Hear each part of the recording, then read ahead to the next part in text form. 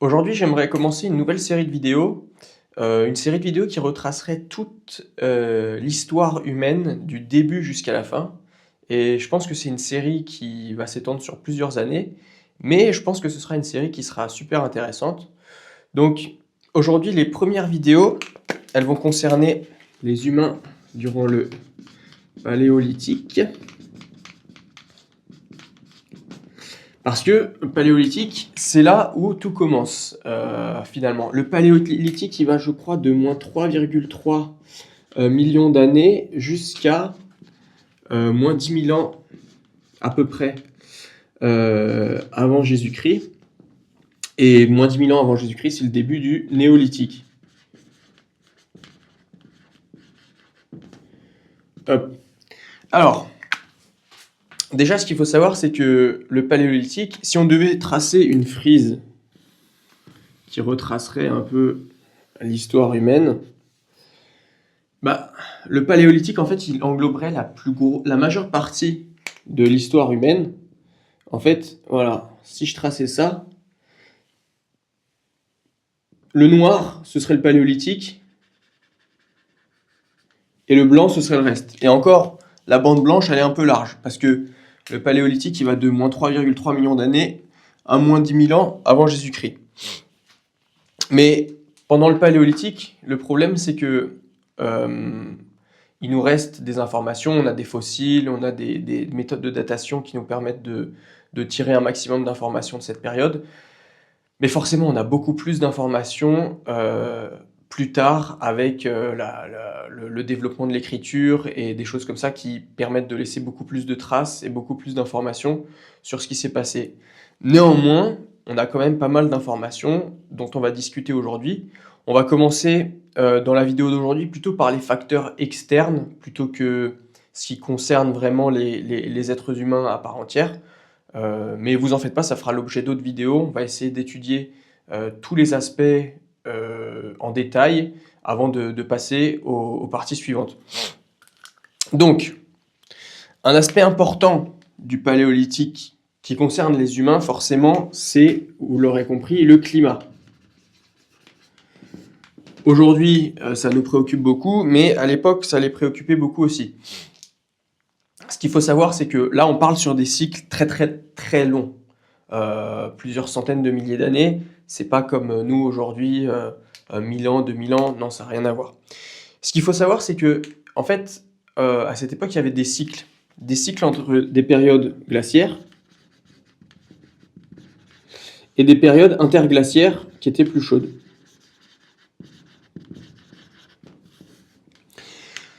Et on verra que les implications pour ces deux périodes, elles sont vraiment radicalement différentes.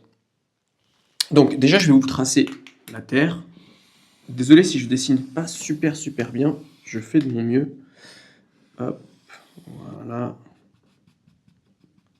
En perspective. Voilà. Donc, on va voir déjà les effets sur la Terre d'une période glaciaire.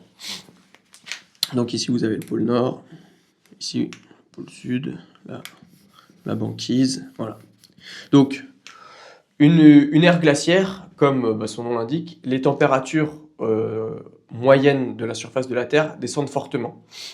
Et ça a des conséquences qui sont assez contre-intuitives, dont on ne se douterait pas forcément au premier abord. Donc, une ère glaciaire. Première conséquence, baisse des températures. Donc, qui dit baisse des températures dit forcément forte augmentation des zones qui sont glacées sur Terre. Donc, des zones qui sont totalement glacées, il n'y a pas que la banquise du pôle Nord, ça descend vraiment au nord de la Russie, au nord de la Norvège, etc. Donc, ça descend fortement au niveau terrestre. Ensuite, une conséquence dont on ne se douterait pas forcément, qui est logique en soi, c'est la baisse du niveau des mers. En fait, vous avez beaucoup d'eau qui vont se retrouver piégées dans les glaces du pôle Nord, ce qui va faire que ça va faire baisser le niveau des mers. Et aujourd'hui, finalement, avec la montée des eaux, on connaît le phénomène inverse. il y a la banquise qui fond, donc le niveau de la mer, il monte. Et il y a des chercheurs qui ont réussi à démontrer qu'à cette époque, le niveau des mers, il était 120 mètres, enfin, au moment d'une ère glaciaire, 120 mètres plus bas que ce qu'on connaît actuellement. Pour vous donner un petit ordre d'idée, à cette époque-là, on pouvait marcher de la France jusqu'à l'Angleterre sans problème. C'était des zones qui étaient émergées, il y avait même pas mal de faune, enfin, pas de faune, mais il y avait des plantes et c'était pas du tout comme on pourrait le penser. C'était totalement praticable. Donc on pouvait marcher de l'Angleterre jusqu'à la France et il y a même, il me semble, dans la dernière glaciation qui a eu lieu il y a 20 000 ans avant Jésus-Christ, le dernier pic maximum glaciaire, on pouvait marcher de la pointe de la Sibérie russe jusqu'à l'Alaska. Et c'est comme ça d'ailleurs que le genre Homo sapiens a pu coloniser. Non, je crois que c'est même homme de Denis Nova, mais vous en faites pas. Tous ces termes-là, on va les voir dans la suite de la vidéo, ont pu coloniser l'Amérique. Mais pour l'instant, c'est pas ce qui est le plus important. Ce qui est important, c'est que du coup, le niveau des mers était beaucoup plus bas. Et il y a une conséquence aussi qu'on soupçonne pas forcément, c'est que l'air, il est beaucoup plus sec. Il y a beaucoup moins de précipitations et ça a des grosses conséquences. Pourquoi est-ce que l'air est beaucoup plus sec? Parce que vu qu'il y a beaucoup plus d'eau terrestre qui est coincée au niveau de la banquise, et ben en fait, vous avez beaucoup moins de précipitations au niveau terrestre, ce qui fait que le climat est beaucoup plus sec. Le fait que le climat soit beaucoup plus sec, qu'est-ce que ça fait? En fait, avec un climat beaucoup plus sec, après les terres qui sont glacées, vous allez voir l'émergence de toute une bande de steppe toundra. Alors la steppe toundra, qu'est-ce que c'est? En fait, la steppe toundra, c'est des immenses plaines à perte de vue, sans arbres. Les arbres, en fait, sur le long terme, bon, ça se fait pas en quelques années, mais sur le long terme, ils finissent tous par mourir et il reste que des herbes au sol qui sont très nutritives pour la faune qui vit dans cette steppe toundra. Et il y a beaucoup de vent. Et c'est très sec parce qu'il n'y a pas beaucoup de précipitations. Et en fait, ce qui se passe, pourquoi est-ce qu'il n'y a plus d'arbres? Parce que au moment où vous avez le début d'une ère glaciaire, bon, vous avez encore des arbres, mais il y en a qui finissent par mourir. Et si les jeunes plants n'arrivent pas à pousser, et ben vous finissez avec une steppe toundra. Et les jeunes plants n'arrivent pas à pousser, pourquoi? Parce qu'il n'y a pas beaucoup de précipitations. Il y a de la faune qui laboure le sol ou qui mange les jeunes plants et du coup ils n'arrivent pas à pousser. Et vous avez beaucoup de vent aussi qui rajoute de la difficulté pour les jeunes plants de réussir à pousser. Et comme en fait au moment d'une ère glaciaire, les arbres qui sont déjà grands, qui ont déjà les racines dans le sol, ils peuvent survivre, mais les jeunes pousses. En plus, vous avez une partie du sol, c'est pas le permafrost, il y a un autre nom, mais vous avez une partie du sol qui est glacée, ça empêche les racines de s'enfoncer dans le sol, donc il y a finalement que les herbes au sol qui survivent et ça nous donne la steppe toundra. Donc tout ici, vous avez une steppe toundra. Ensuite, dans des régions plus chaudes, comme en Afrique, c'est là où tous les animaux qui vivaient avant dans les forêts classiques, on va dire, avant l'apparition de steppe toundra, vont se réfugier. Donc tous les animaux partent ici. On verra qu'une partie des humains sont partis ici à un moment donné aussi. Et ici, en fait, il va y avoir le développement d'une mégafaune. Pourquoi une mégafaune? Et qu'est-ce que c'est une mégafaune? Une mégafaune, en fait, c'est des animaux qui sont extrêmement grands pour survivre au froid, en fait. Et vous avez, par exemple, excusez-moi, le mammouth laineux qui a aujourd'hui disparu. Et vous aviez aussi le rhinocéros laineux qui vivait dans ces steppes toundra. Et en fait, il se nourrissait des herbes qui poussaient au sol, qui étaient très nutritives. Et avec l'évolution, plus ils étaient gros, plus ils survivaient, parce que moins ils étaient exposés au froid. Et du coup, ils sont devenus de plus en plus gros. Donc, ça, c'est les conséquences principales d'une ère glaciaire. Il y a d'autres conséquences aussi, et qui vont être très importantes. En fait, pendant une ère glaciaire, vous avez des glaciers qui se déplacent et qui créent en fait des barrages de glace.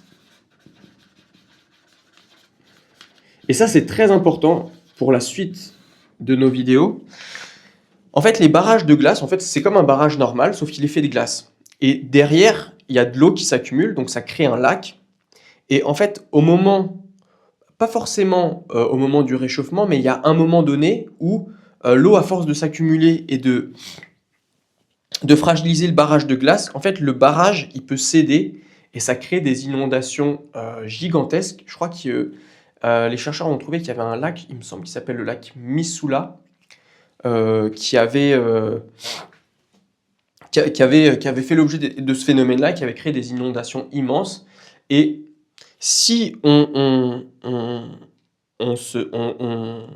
y pense, on se dit que des êtres humains qui vivent des inondations comme ça, forcément ça les marque, et du coup, ça doit créer des mythes qui traversent les générations. Et il y a des théories qui diraient que ce serait peut-être pour ça que dans la Bible, il y aurait des récits d'inondations gigantesques. Peut-être que ce serait un vestige de ces barrages de glace qui auraient cédé et qui auraient marqué les esprits à travers les générations. Mais on laisse la Bible de côté pour l'instant, on y reviendra dans un certain nombre de vidéos, mais ça fera l'objet de vidéos, ne vous en faites pas. Donc, pour ce qui est de l'ère glaciaire, oui, vous avez aussi une conséquence importante qui est pour les hommes au niveau de la chasse. En fait, dans cette steppe toundra, l'horizon, il n'y a rien, il n'y a pas d'arbres. Donc en fait, s'il y a un troupeau d'animaux, vous le voyez de super loin. Donc ça a des avantages et des inconvénients. Pour chasser, vous voyez les proies de loin, mais le problème c'est que les proies, elles vous voient de loin aussi. On verra que finalement, ça peut être un avantage dans certains cas de figure, mais on y reviendra après.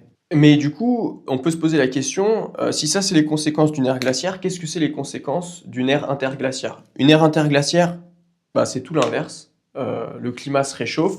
Et ce qui se passe en fait, c'est que vous aviez avant la steppe toundra qui grappillait du terrain sur les forêts classiques, on va dire. Là, c'est l'inverse. La steppe toundra, elle remonte. La banquise, elle fond. Donc le niveau des mers, il remonte. Tout s'inverse. Et forcément, pour les hommes et pour ceux qui habitent... Enfin, déjà pour la mégafaune qui habitait dans la steppe toundra, vu que la steppe toundra, elle se rétrécit, la mégafaune, elle migre vers le nord. Vous avez de plus en plus de forêts qui grappillent sur le terrain de la mégafaune. Donc, vous avez plus de précipitations parce que la banquise fond. Vous avez une forêt qui se développe. Pour les humains, les effets d'une ère interglaciaire, c'est que en fait, le mode de vie va changer. Parce que vu que vous allez être dans une forêt qui va se développer, vous allez avoir accès à de nouvelles ressources comme des baies, des noix, des glands, vous allez avoir une alimentation qui va plus reposer sur la cueillette que uniquement sur la chasse. Et ça va vous permettre de vous sédentariser un peu plus au fil des saisons. Pendant le printemps et l'été, quand il y a plus vous pouvez plus vous reposer sur la cueillette pour survivre que sur la chasse. Ça vous permet de vous sédentariser un peu plus. Alors que dans une ère glaciaire, vous reposez grandement sur la chasse du gibier pour survivre et vous avez un peu moins de possibilités de vous sédentariser. Donc, globalement, les effets d'une ère interglaciaire, c'est que les espèces aussi qui étaient dans ce bandeau-là, du coup, elles migrent un peu plus vers le nord parce que les conditions leur permettent. Mais globalement, c'est l'inverse d'une ère glaciaire.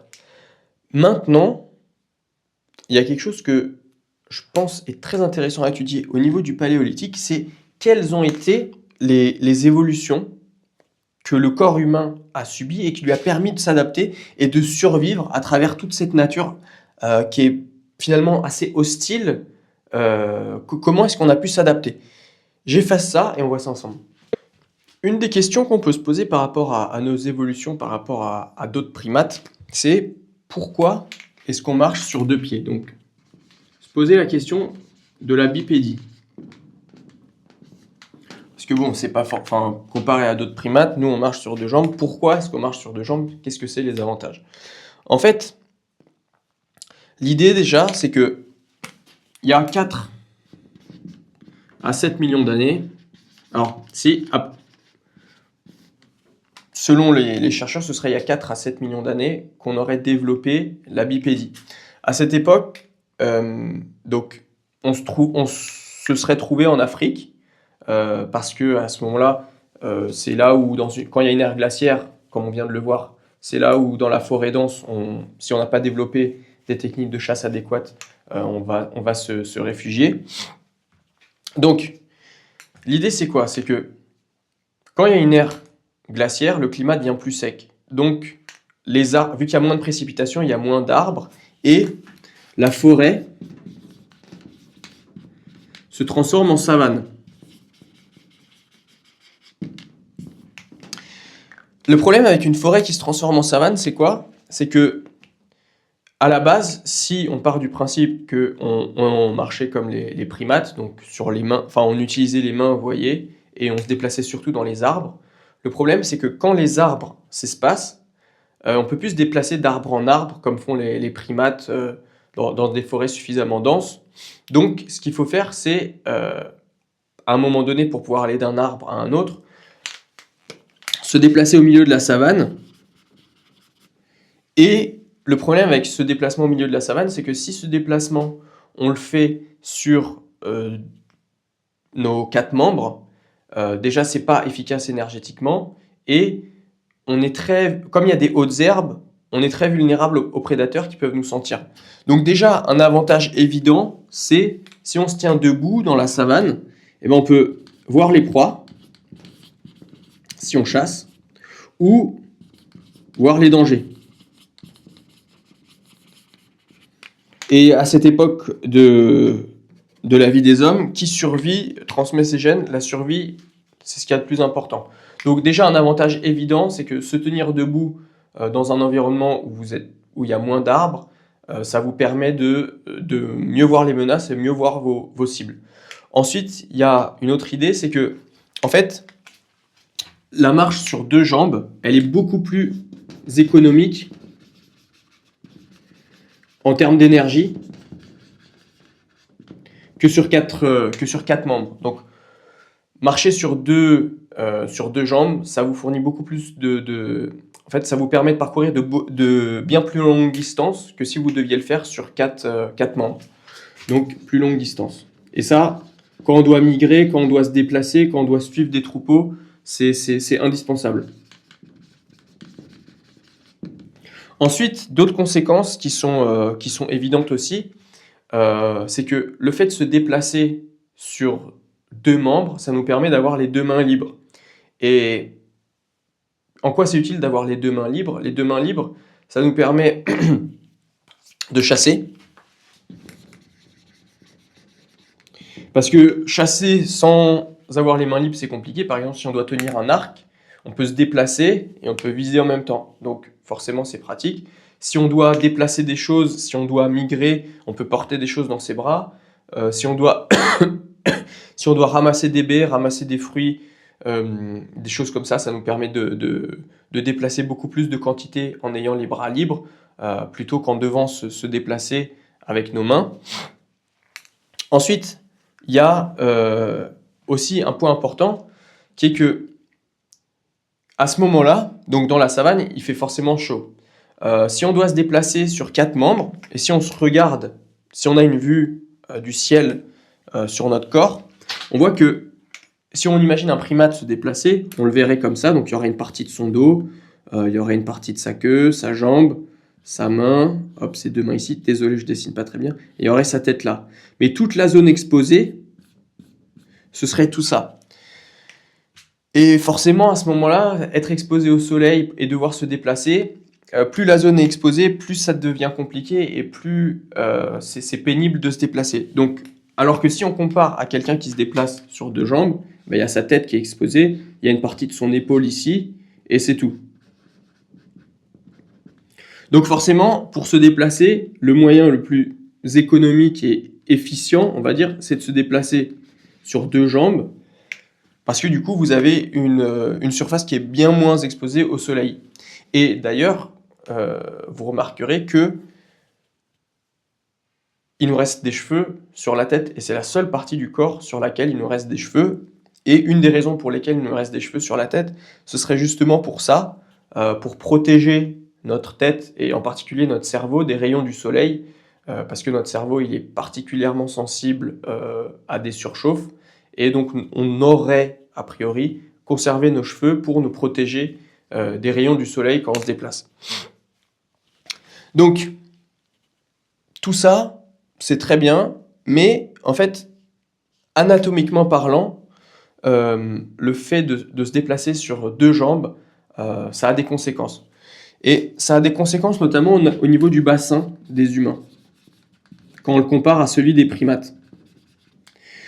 En fait, le bassin des primates, il est plus large et il est plus droit. Et nous, pour nous tenir debout et pour des questions de stabilité, et qui dit stabilité, dit équilibre, dit économie d'énergie, on a besoin d'un bassin beaucoup plus étroit et beaucoup plus petit. Et ça a des conséquences assez très très importantes, surtout pour les femmes. En fait, pourquoi pour les femmes? Le problème, c'est au moment de donner naissance. On va voir qu'il y a quelque chose qui s'appelle le dilemme obstétrical, je crois. Et qu'est-ce que c'est que le dilemme obstétrical? En fait, au moment de donner naissance, les primates, ils ont un canal de naissance qui est droit et ils ont un bassin plus large. Donc, ça facilite la naissance, si vous voulez.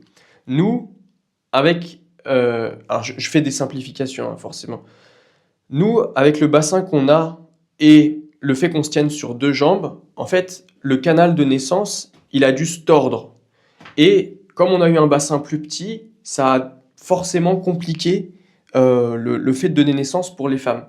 Par exemple, une des complications qu'il y a, c'est que au moment de naître, le bébé il doit se tourner il doit faire des rotations assez compliquées pour qu'il sorte avec la tête en premier et les épaules en premier pour que ce soit faisable. Sinon, s'il est tourné dans le mauvais sens, il n'y a pas d'autre choix que de faire une césarienne. Donc, en fait, cette torsion du canal de naissance, ça a compliqué tout le processus. Et le fait que le bassin rapetisse aussi, ça a posé un problème parce que les humains, avec toutes ces techniques de chasse, avec leur évolution, en fait, ce qui se passe, c'est qu'ils ont un cerveau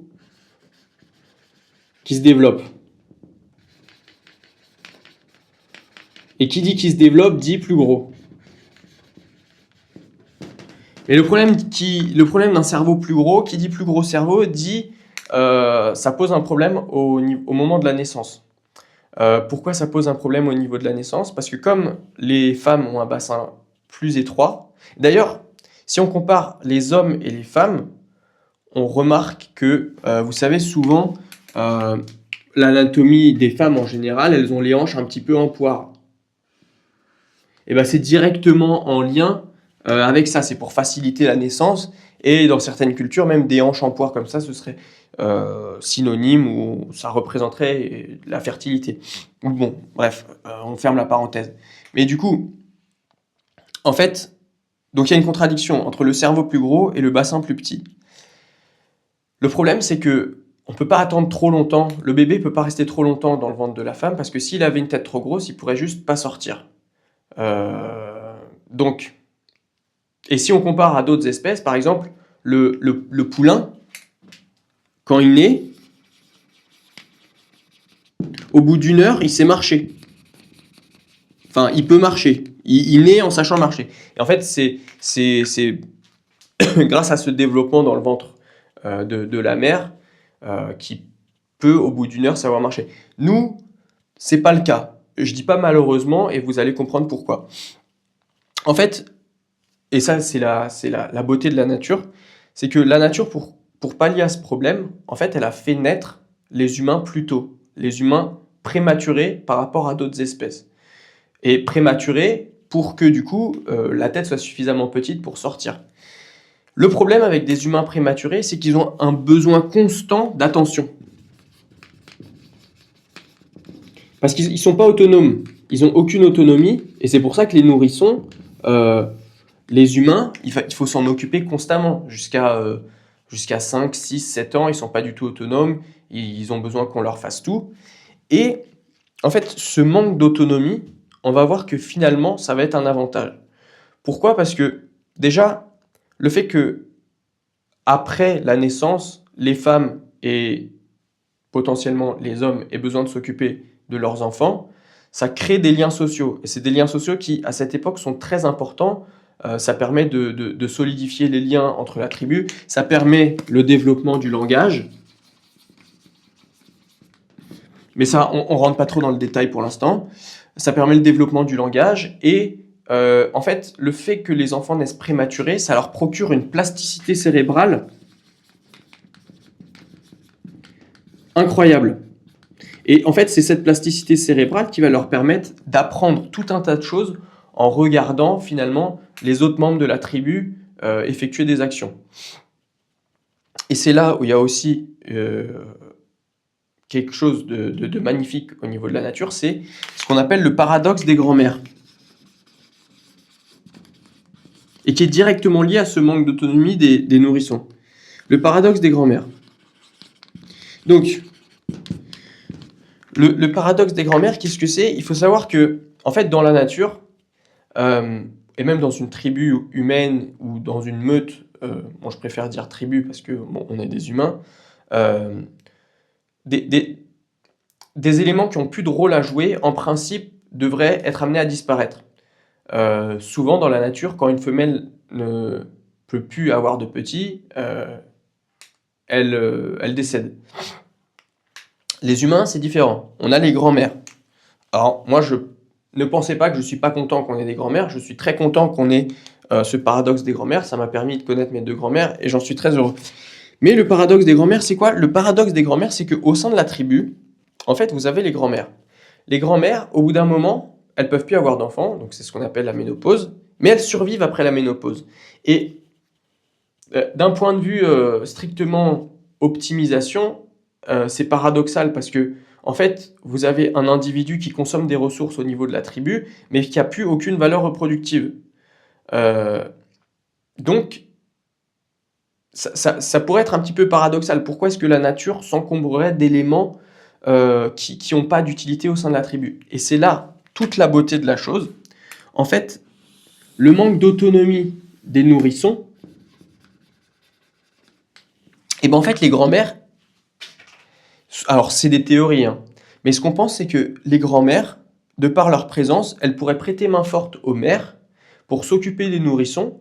Les grands-mères, vu qu'elles ont beaucoup de connaissances, elles peuvent apprendre de nombreuses choses aux nourrissons, s'en occuper. Pendant que les grands-mères s'occupent des nourrissons, les mères peuvent s'occuper d'autres tâches, continuer la cueillette, aider les hommes à la chasse ou des choses comme ça, des choses que les grands-mères finalement pourraient pas faire. Les grands-mères, elles, une grand-mère peut s'occuper de plusieurs nourrissons. Et donc l'idée, ce serait que dans une tribu où vous avez les grands-mères qui survivent et dans une tribu où vous avez les grands-mères qui ne survivent pas, au final, dans une tribu où vous avez les grands-mères qui survivent, vous avez plus de nourrissons qui arrivent à l'âge adulte que dans une tribu où vous n'avez pas de grand-mère, parce que du coup, c'est plus compliqué de s'en occuper. Soit vous pouvez faire moins d'enfants, donc moins vous reproduire, ou alors vous avez moins de survie parce que c'est plus compliqué, moins de survie de nourrissons parce qu'il y a moins vous avez moins de personnes pour les surveiller, et du coup forcément vous êtes obligé d'immobiliser la mère pour s'occuper des nourrissons qui pourraient ramener des ressources, ramener des récoltes pour la tribu, donc vous avez moins de récoltes, donc moins de chances de survie. Tout ça c'est des moyennes, mais c'est une théorie qui se tient. Donc ça, déjà, on est parti de la bipédie, on a fini au niveau du paradoxe des grands-mères, mais il n'y a pas que ça, il y a d'autres éléments aussi. Un autre élément très très intéressant de l'évolution des humains, c'est le manque de pilosité, ou la disparition des poils.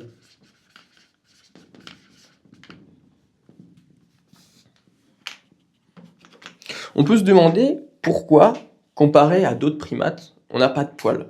C'est vrai, sur les bras, on a presque rien. Et donc, en principe, on aurait perdu nos poils il y a 2 millions d'années.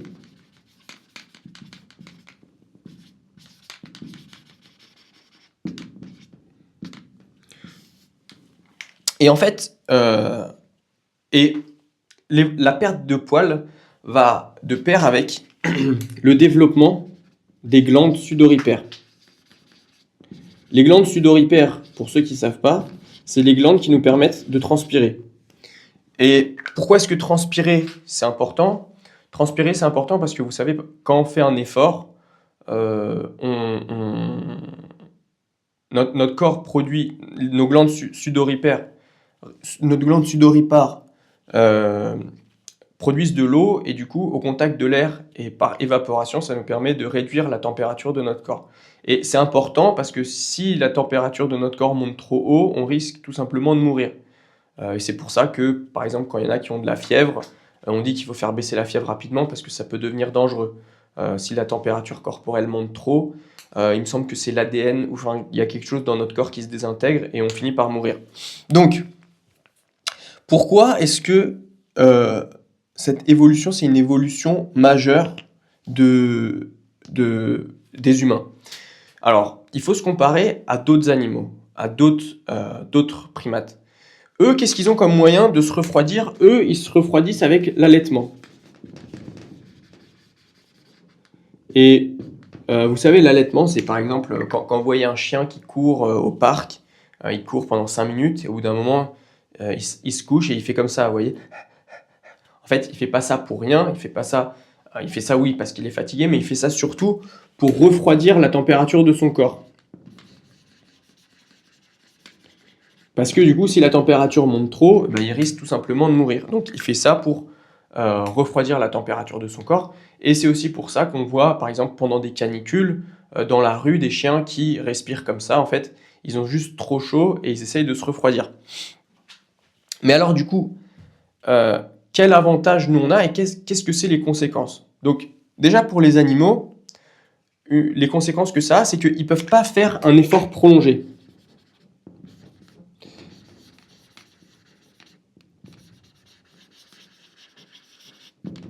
Pourquoi c'est impossible de faire un effort prolongé quand la méthode de refroidissement, c'est l'allaitement? Parce qu'en fait, vous ne pouvez pas courir, vous ne pouvez pas respirer et halter en même temps. C'est en contradiction. Donc, soit vous courez quand vous êtes un animal, soit vous arrêtez et vous haltez. Donc, le fait que les deux soient en contradiction, c'est que vous ne pouvez pas maintenir un effort trop longtemps. Ou alors, il faut que ce soit un effort de très très faible intensité parce que, en fait, l'allaitement, ce n'est pas un moyen très efficace de réduire sa température corporelle finalement. Et nous, de l'autre côté, les humains, en fait, la transpiration,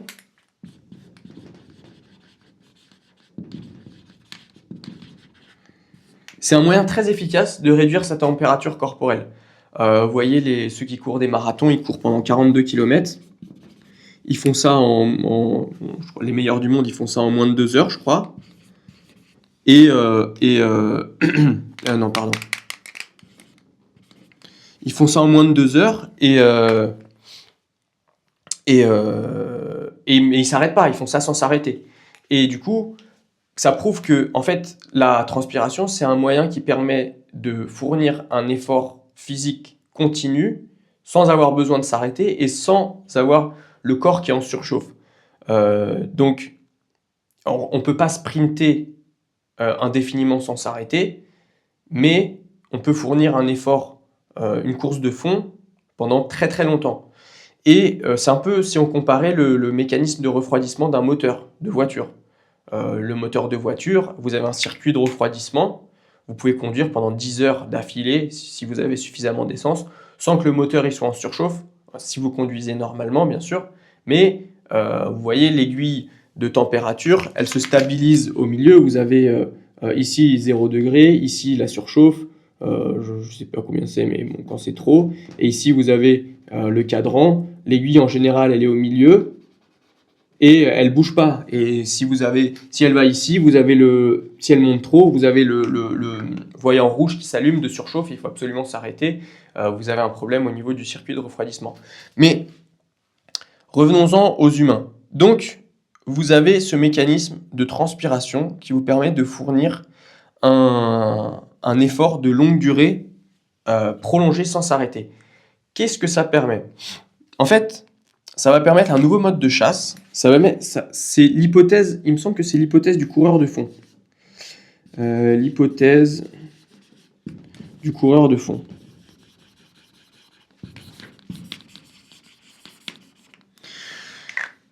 Donc, l'hypothèse du coureur de fond, qu'est-ce que c'est? Et du coup, la méthode de chasse, c'est la chasse à l'épuisement.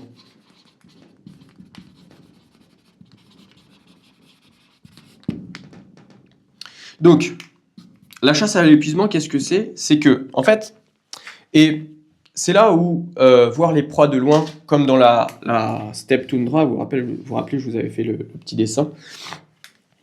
Vous voyez les proies de loin. Et ben, en fait, ce que ça permet, c'est que les humains, ce qu'ils vont faire, c'est qu'ils ont un mécanisme de refroidissement très performant. Ce qu'ils vont faire, c'est qu'ils vont harceler, ils vont courir après les proies pendant plusieurs heures. La technique, c'est ça. La technique, c'est qu'ils partent pendant les heures les plus chaudes de la journée pour chasser les proies. Et donc, pendant les heures les plus chaudes, ils repèrent une proie et ils la suivent. Et le fait de la suivre, au début, elle va s'enfuir, mais ils vont suivre les traces. Le fait que la proie s'enfuit, elle va devoir alterner entre le trot et le galop. Et ça, en fait, le fait d'alterner entre le trot et le galop et de se déplacer à quatre pattes, c'est extrêmement coûteux en termes d'énergie. Et qui dit coûteux en termes d'énergie dit que leur température corporelle, à cause des réactions chimiques de consommation d'énergie qu'il y a au niveau de leur organisme, ça fait que leur température corporelle, elle monte. Et nous, en comparaison, donc on a ce mécanisme de transpiration qui fonctionne très bien, on se déplace sur deux jambes, donc c'est très économique en termes d'énergie, on peut les suivre pendant longtemps. Et en fait, ce qui se passe, c'est qu'au bout d'un moment, les proies, elles seront épuisées, elles seront en surchauffe. Les chasses, elles peuvent durer 15-20 km.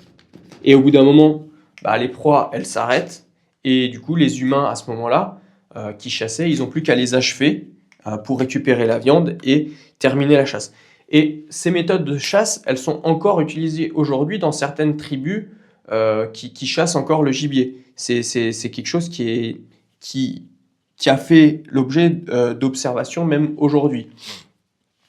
Et ce qu'il faut savoir par rapport à cette chasse à l'épuisement, c'est que, et ça fera l'objet de la prochaine vidéo, le taux de succès, il n'est pas forcément très élevé. Pour diverses raisons, la proie peut s'enfuir, on peut perdre sa trace.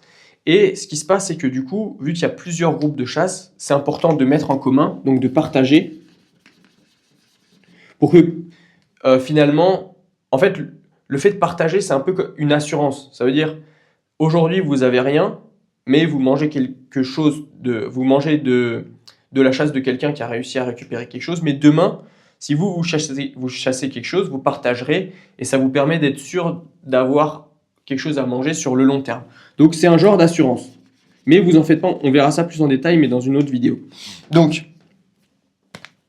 ça, c'est la raison pour laquelle on a perdu notre pilosité. Et en fait, moi je trouve ça super beau, ces évolutions qui nous permettent de nous adapter à notre milieu, parce que si on regarde les êtres humains, on n'est pas les meilleurs sprinteurs. Il y a des animaux dans la nature qui sont bien meilleurs que nous en sprint. On n'est pas les meilleurs nageurs, que ce soit ni en vitesse ni en endurance. Mais en endurance sur la Terre, on a développé une endurance tellement adaptée à la chasse que du coup, on a pu surpasser des grands animaux, par exemple des mammouths, des rhinocéros laineux. Ils utilisent ces méthodes de chasse pour réussir à les capturer et manger. Moi, je trouve ça très très beau. Mais c'est pas les seules évolutions qu'il y a eu. Il y en a d'autres. Et la suivante qu'on va voir, elle est conjointe à une autre découverte. Et vous allez voir, c'est très intéressant.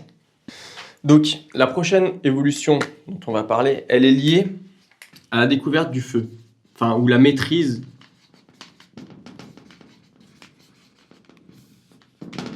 par les humains, qui est un élément fondamental du développement humain. Selon les chercheurs, il y a 1 million à 1,5 million d'années, moins 1,5 million d'années, il y a les premières traces de feu. Mais c'est des utilisations un petit peu opportunistes du feu. Par exemple, il y a un feu de forêt, les humains récupèrent le feu pour le ramener dans leur camp et ils font tout ce qui est en leur mesure pour ne pas laisser le feu s'éteindre. Mais ils ne maîtrisent pas encore parfaitement le feu. Il faut attendre moins 400 000 ans avant de vraiment avoir des foyers qui ressemblent à une maîtrise du feu. Donc vous avez des foyers qui sont formés.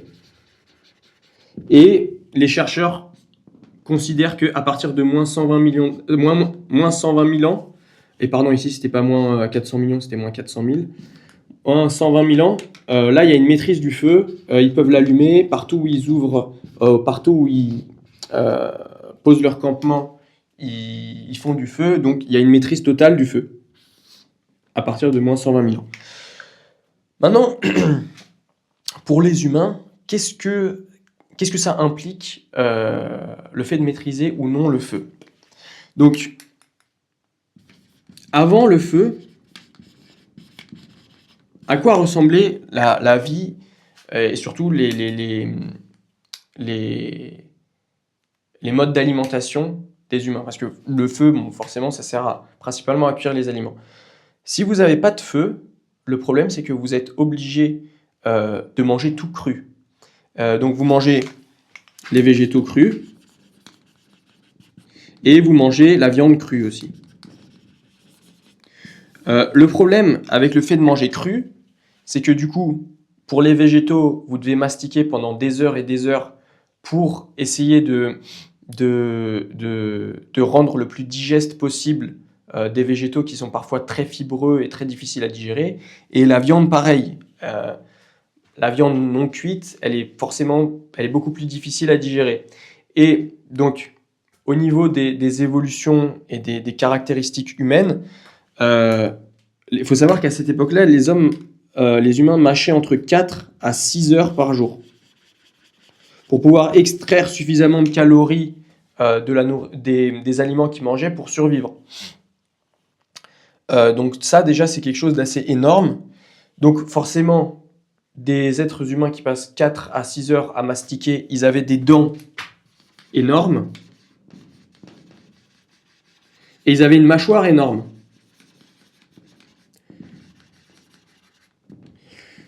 Mais pas que.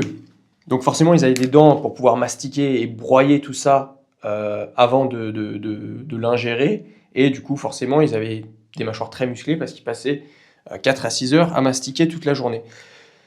Mais il n'y a pas que ça. Ils avaient forcément aussi un système digestif beaucoup plus robuste.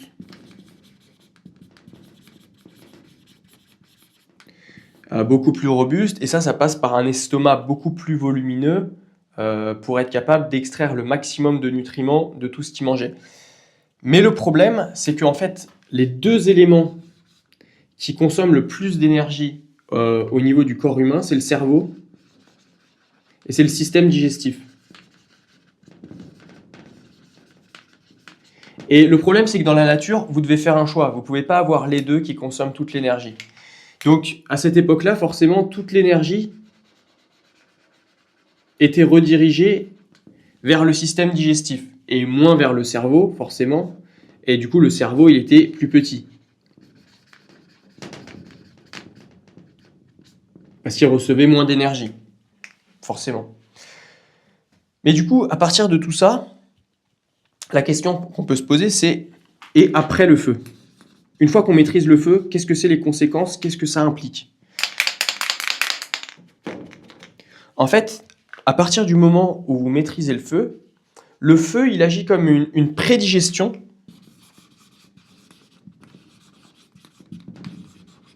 Une prédigestion externe. C'est comme si vous aviez un estomac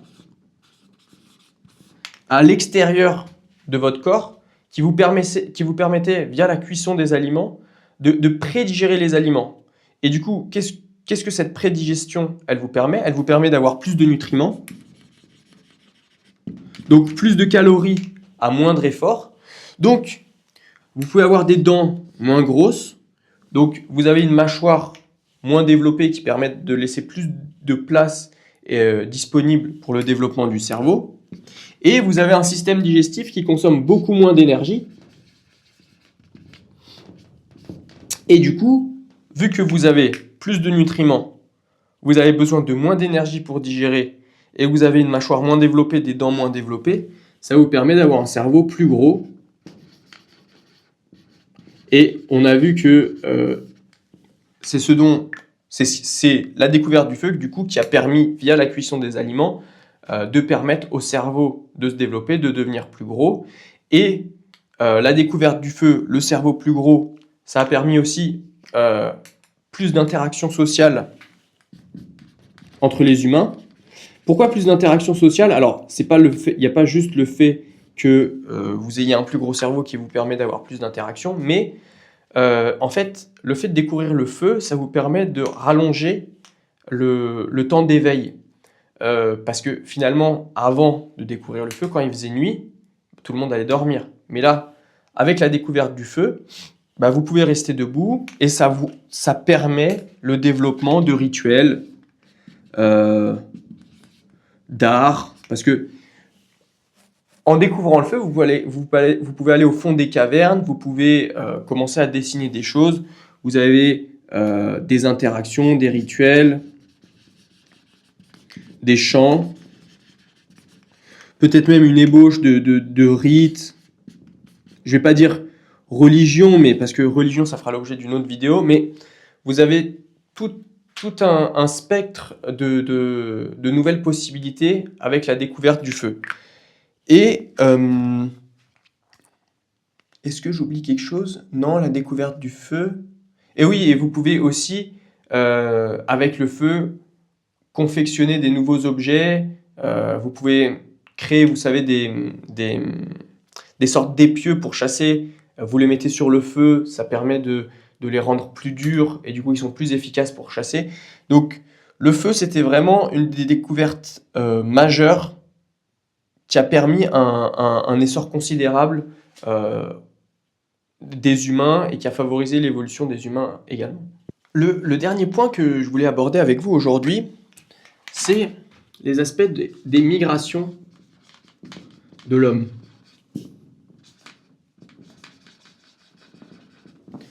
Donc, on entend souvent que les hommes sont apparus en Afrique. Alors, c'est une simplification un petit peu rapide de ce qui s'est réellement passé. En fait, si vous vous rappelez, je vais vous refaire le petit dessin de la Terre. Hop. Hop. Là, un petit peu raté. Hop. Voilà. Donc, vous avez la Terre comme ça. Donc, ici, c'est de la glace. Ensuite, ça descend plus ou moins fortement. Ici, vous avez la steppe toundra, on a vu tout à l'heure. Ici, vous avez des zones plus tropicales. Je fais des croix. Et plus propices en général au développement, enfin, à la présence de forêts plus denses. Donc, l'idée, c'est quoi? Donc, on dit que les êtres humains sont apparus en Afrique. En fait, vous savez, on a un ancêtre commun. Je ne sais plus si je vous ai fait ce schéma-là ou pas. Hop. Hop. Donc, il y a les bonobos, il y a les chimpanzés, il y a les humains. Et ici, on a un ancêtre commun. On ne descend pas des chimpanzés ni des bonobos, mais en principe, on aurait un ancêtre commun. Selon les théories les plus en vigueur aujourd'hui. Donc, l'idée, c'est quoi? C'est que, en fait, donc cet ancêtre commun, manifestement, il aurait tendance plutôt à vivre dans des forêts comme un primate. Et le souci, c'est que quand vous avez une ère glaciaire, il n'aurait pas pu survivre dans une steppe toundra. Donc à chaque fois, il devait retourner ici, dans les zones où vous avez plus de forêt, pour survivre. Sinon, dans la steppe toundra, il se serait juste éteint. Donc, ce qui se serait passé, c'est que à chaque ère interglaciaire, quand vous avez plus d'espace ici, il pouvait proliférer ici et vivre ici, mais à chaque ère glaciaire, il retournait dans son écosystème de prédilection, à savoir les forêts. Mais du coup, au bout d'un moment, les évolutions, les unes après les autres, ont permis à l'émergence du genre Homo. Et du coup, l'évolution, la bipédie, la maîtrise du feu, tout ça, ont permis, le développement du cerveau aussi, ont permis à l'homme d'être plus à l'aise dans des écosystèmes auxquels il n'était pas forcément prédestiné au début. Et c'est pour ça que, donc, certains disent que il y aurait eu, je crois que la première vague, ce serait je dis peut-être une bêtise, 6 millions d'années. Non, pas il y a 6 millions d'années, non, je dis n'importe quoi. Pas il y a 6 millions d'années, mais il y aurait eu une première vague de migration de l'Afrique vers l'Europe il y a 800 000, oui, c'est il y a 800 000 à 400 000 ans. Alors, vous voyez, c'est assez vague, hein. Il n'y a pas de... Non, pardon, ça vient de me revenir. Il y aurait une première incursion, parce qu'en fait, ils ont retrouvé des restes humains en Géorgie. Et apparemment, ce serait il y a 2 millions d'années.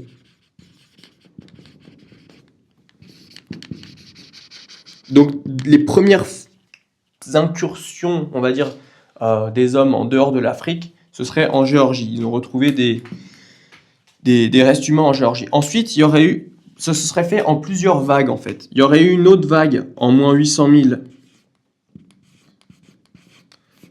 ou 400 000. Une première incursion. Et il y aurait eu une deuxième incursion, je crois, en moins 120 000.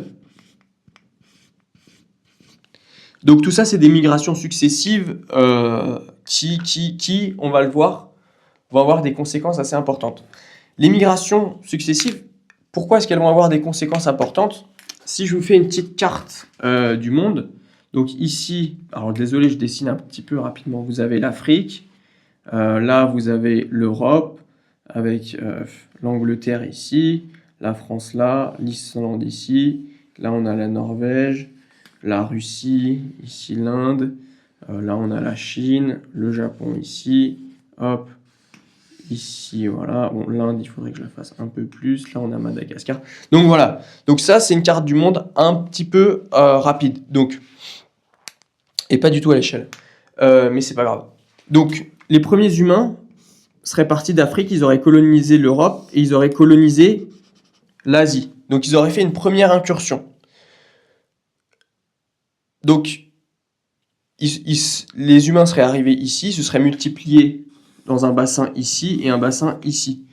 Et il y a des théories qui disent que du coup, en fait, les êtres humains qui sont venus ici et ici, ils se seraient adaptés à leur milieu et ils n'auraient pas créé une nouvelle race parce qu'ils restent compatibles, mais c'est l'arrivée de l'homme de Néandertal. Et l'homme de Néandertal aurait été beaucoup plus adapté au milieu un peu plus froid du climat européen. Et ici, en Asie, vous avez l'homme de Denisnova. Et du coup, ce serait cet homme de Denisnova, je fais une petite parenthèse, qui, lors du dernier maximum glaciaire, il y a 20 000 ans, donc au moment où les eaux sur Terre étaient au niveau le plus bas, qui aurait migré, donc, ici du flanc extrême sibérien vers l'Alaska, en Amérique, et qui aurait colonisé le continent américain. Ils auraient réussi à passer à pied ici et coloniser le continent américain. Donc ce serait l'homme de Denisnova à ce moment-là. Pourquoi est-ce que homme de Néandertal et homme de Denisnova c'est important? Parce que lors d'une première vague, du coup, ils sont partis d'Afrique, ils sont arrivés ici, ça a créé l'homme de Néandertal, ici l'homme de Denisnova. Pourquoi c'est important? Parce que ensuite, donc, au niveau des vagues suivantes, donc il y a Homo sapiens ici. Donc nous, on est des Homo sapiens. Homo sapiens. Donc il serait parti une première fois et ensuite il repart encore vers l'homme de Néandertal et l'homme de Denisova. Et les théories disent que, en gros, ce serait le genre Homo sapiens qui aurait pris le dessus sur l'homme de Néandertal et l'homme de Denisova. Et on va voir que c'est très intéressant. Mais il aurait pris le dessus pas de façon agressive ou belliqueuse. En fait, juste le fait que Homo sapiens aurait été pas une espèce, mais une variante, entre guillemets, plus sociale, elle se serait plus reproduite, et en fait, via l'hybridation, petit à petit, ils auraient pris le dessus de façon non agressive sur l'homme de Néandertal. En fait, Homo sapiens, si ils se reproduisent plus, et à chaque fois, un Homo sapiens se reproduit avec un homme de Néandertal, et du coup, l'hybride, entre guillemets, entre les deux, se reproduit encore avec un Homo sapiens, en fait, il devient de moins en moins homme de Néandertal et de plus en plus Homo sapiens. Et de fil en aiguille, c'est ce qui s'est passé avec l'homme de Néandertal et l'homme de Denisova. En tout cas, d'après les informations dont on dispose aujourd'hui. Mais il faut savoir que l'homme de Néandertal et Homo sapiens, ils étaient très très différents. Leur différence, qu'est-ce que c'était? Donc, Néandertal et Homo sapiens. En fait, l'homme de Néandertal, il était beaucoup plus adapté à un climat froid. Donc déjà, il était plus petit. Il était trapu et beaucoup plus musclé. Et il avait un nez, en fait, avec des cavités nasales assez développées. Alors souvent, mes amis me disent que j'ai un gros nez, donc peut-être que je dois avoir des gènes d'homme de Néandertal au niveau du nez, parce que du coup, donc vous avez un exemple ici sur la vidéo, c'est pas mal. En fait, du coup, comme ils ont des cavités nasales assez grosses, ça leur permet de réchauffer l'air, vu qu'ils vivaient dans un climat plus froid en Europe, ça leur permettait de réchauffer l'air, et du coup, c'était plus pratique au niveau de la survie, plutôt que de respirer un air tout le temps froid. Ce serait un des traits évolutifs qu'ils auraient développé pour s'adapter à leur milieu. Ensuite, au niveau du crâne, ils ont un crâne avec un front très aplati par rapport à l'Homo sapiens, donc front aplati. Et ils ont la tête assez en avant et ils n'ont pas de menton. Et ici, il y a un menton et la face, le front plus plat. Ensuite, un autre point important des hommes de Néandertal, c'est qu'ils ont les os très résistants. Les os très solides. Et épais. Ils ont les os très épais. Ils sont plus petits, ils sont plus trapus, ils sont plus musclés. Et qu'est-ce qu'il y avait d'autre? Ah oui, ils ont un métabolisme, sans doute pour s'adapter au froid, qui consomme beaucoup plus de calories que le genre Homo sapiens. Ils consomment 5000 calories, c'est énorme, au repos, alors que Homo sapiens consomme entre 2000 et 2500 calories. Et comme on l'a vu, en fait, tout ce qui est le plus économique possible dans la nature, c'est ce qui survit le mieux. Et au final, on se rend compte que là, du coup, le genre Homo sapiens a pris le dessus sur le genre homme de Néandertal. Et c'est sûrement en partie grâce à cette consommation plus faible de calories qui lui permet d'avoir un métabolisme plus bas. Il y a quoi d'autre aussi? Ah oui, l'homme de Néandertal a un cerveau plus gros que Homo sapiens. Un cerveau pas beaucoup plus gros, mais un petit peu plus gros quand même. Et c'est notamment dû, excusez-moi, à la forme du crâne. Il a un crâne un peu plus allongé qui fait que il y a un volume un peu plus important disponible pour le cerveau. Mais d'après les informations que j'ai pu lire, ça voulait pas dire qu'il était plus intelligent. Après, bon, on sait pas. Ensuite, qu'est-ce qu'il y avait d'autre? Et oui, concernant le genre Homo sapiens, il est plus élancé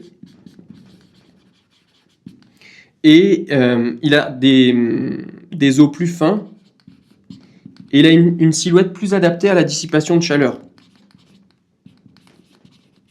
C'est un petit peu comme Homo sapiens, c'était le modèle plutôt version climat tropical et l'homme de Néandertal plutôt la version climat assez froid. Donc, ah oui, et un fait important pour conclure là-dessus, si vous êtes européen, vous avez 1 à 2% de votre ADN qui viendrait de l'homme de Néandertal. Donc voilà, si vous êtes européen, 1 à 2% de votre ADN serait issu, enfin vous l'auriez hérité de vos ancêtres hommes de Néandertal, et le reste Homo sapiens. Donc tout ça, ça nous donne un petit aperçu, une sorte d'introduction à cette vidéo sur le paléolithique. La prochaine vidéo qu'on va faire, elle va concerner plutôt, vous savez, il y a beaucoup de philosophes, notamment Hobbes, qui dresse un tableau un petit peu obscur de cette époque, la préhistoire, en disant que c'est un petit peu la lutte de tous contre tous, la survie des uns contre la survie des autres. Mais il y a des analyses qui ont montré que pas forcément, en fait, à cette époque-là, la vie, c'était peut-être pas forcément une lutte pour survivre, que la vie était peut-être plus douce qu'on y pense finalement, ou que ces philosophes le pensaient en tout cas, et ça fera l'objet de la prochaine vidéo. Et il y a aussi des théories qui disent que dans la Bible, vous savez, il est question du jardin d'Éden. Donc un jardin avec plein de fruits, un petit peu le paradis. Et ça pourrait faire écho à cette période de la préhistoire où les chasseurs-cueilleurs réussissaient à survivre juste en cueillant des fruits sur les arbres. On verra que il y en a beaucoup qui disent qu'il fallait qu'ils chassent pendant très longtemps, qu'il fallait qu'ils cueillent pendant des heures et des heures pour survivre, pardon. Mais on va étudier ça dans la prochaine vidéo, c'est pas forcément vrai.